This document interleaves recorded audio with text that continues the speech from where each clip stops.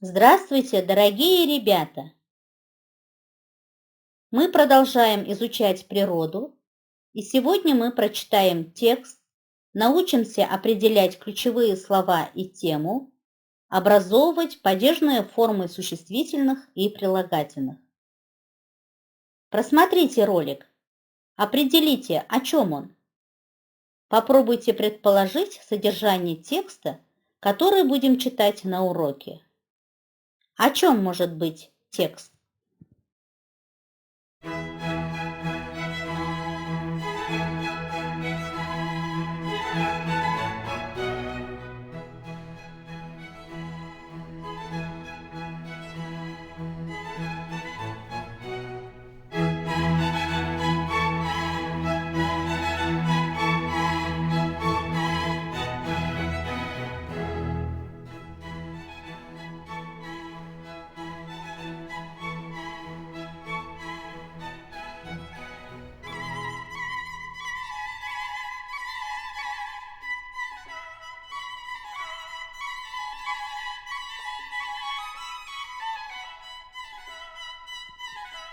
Думаю, по ролику вы смогли предположить содержание текста.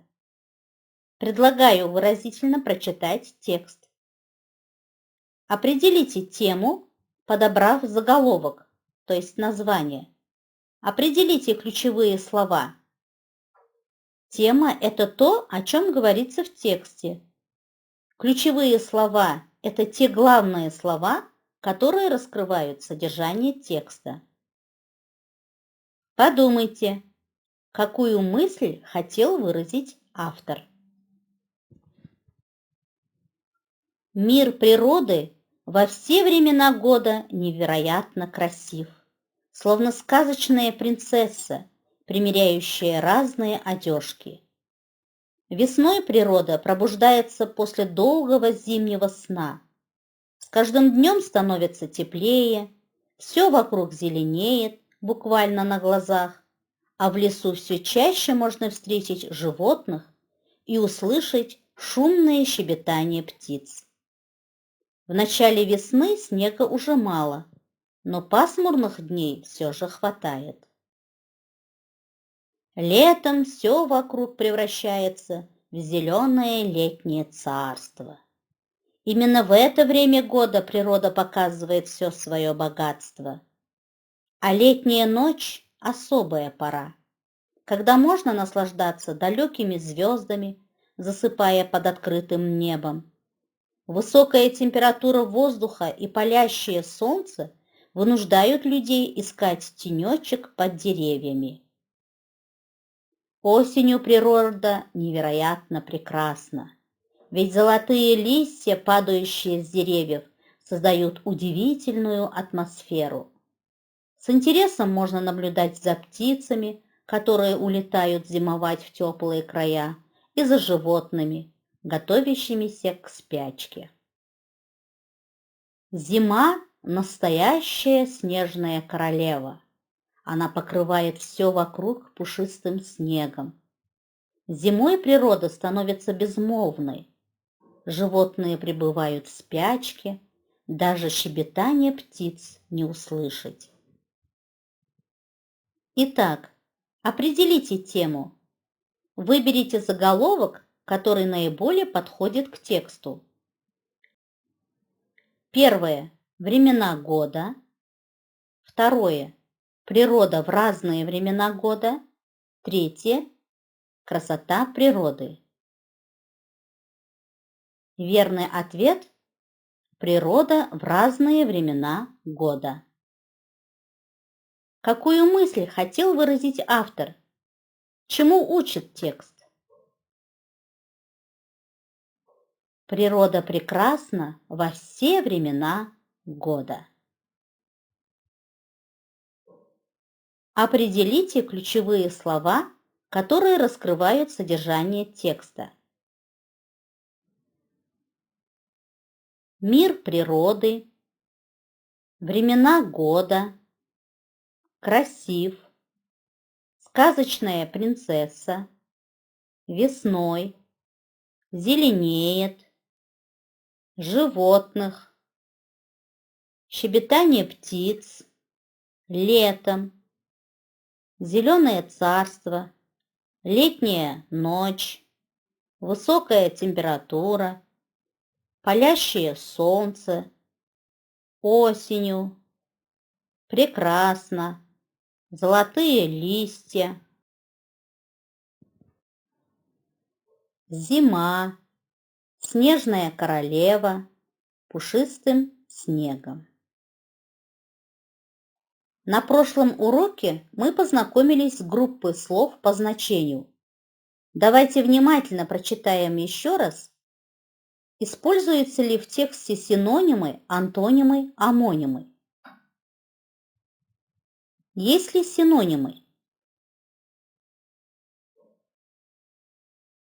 Например, природа красива.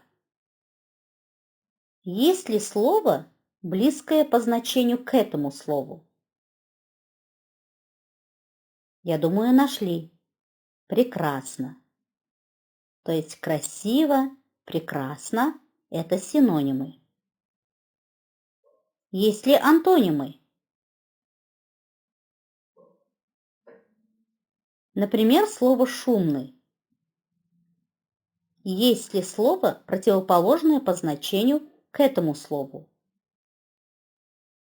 Да, в тексте используется слово «безмолвный». То есть шумный, безмолвный – антонимы. Используются ли в тексте омонимы?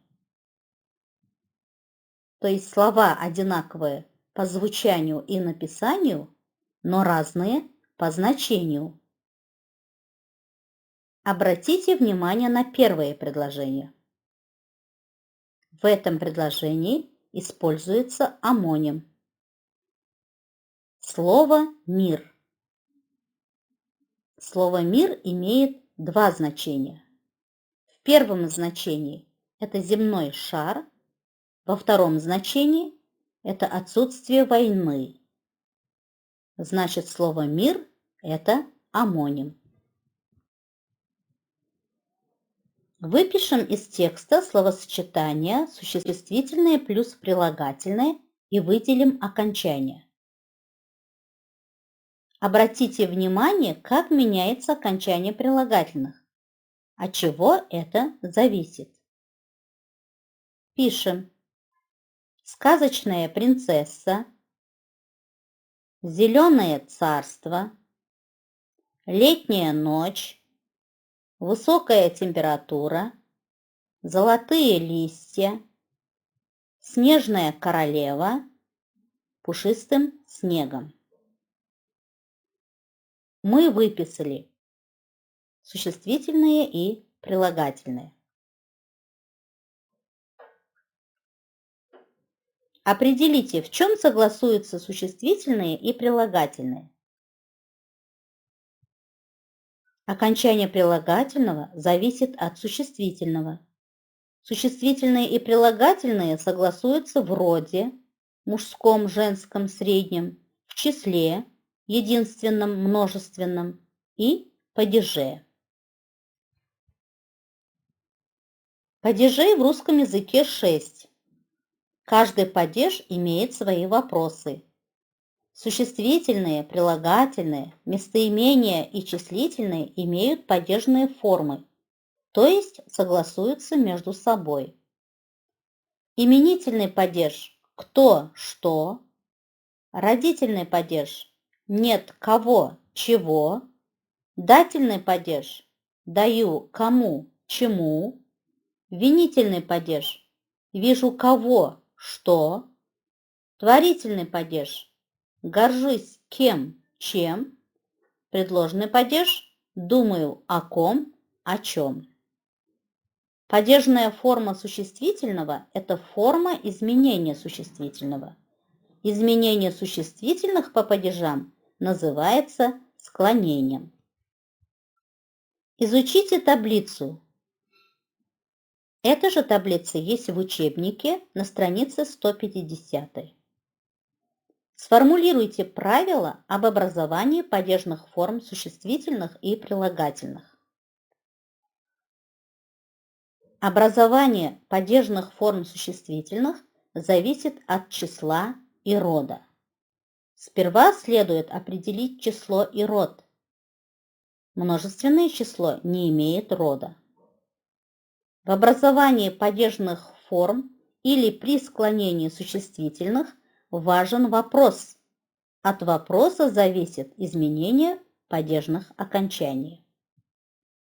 Например, что – погода, нет чего – погоды, чему – погоде, вижу что – погоду, доволен чем – погодой, думаю о чем – о погоде. Для того, чтобы образовать падежную форму существительного, нужно, во-первых, определить число и род. Второй шаг – задать вопрос и использовать слова-помощники. Третий шаг – выделить окончание. Четвертый шаг – проверить по таблице. Правильное согласование существительных и прилагательных необходимы нам в построении устной и письменной речи. Рассмотрим следующую таблицу. Прилагательные согласуются с существительными в роде, числе и падеже, поэтому прилагательные ставятся в том же падеже, что и существительные. Для того, чтобы образовать падежную форму прилагательного, нужно сперва определить слово, то есть существительное, к которому относится прилагательное. Второй шаг – от существительного задать вопрос. Третий шаг – выделить окончание. Четвертый шаг – проверить по таблице. Каждый раз, тренируясь на уроках, вы сможете запомнить падежное окончание существительных и прилагательных и правильно согласовывать их в речи. Задание на самостоятельную работу.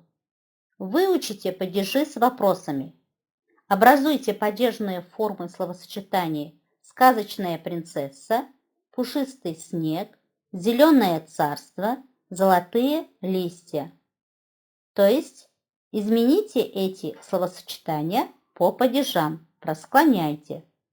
Можно использовать таблицу 2 и 3 в учебнике на странице 150. Итак, на сегодняшнем уроке вы прочитали текст, определили тему, ключевые слова, познакомились с образованием падежных форм. Оцените свою работу знаком плюс. Если вы правильно подобрали заголовок и правильно определили ключевые слова, знаете, как образуются падежные формы существительных и прилагательных, поставьте плюс.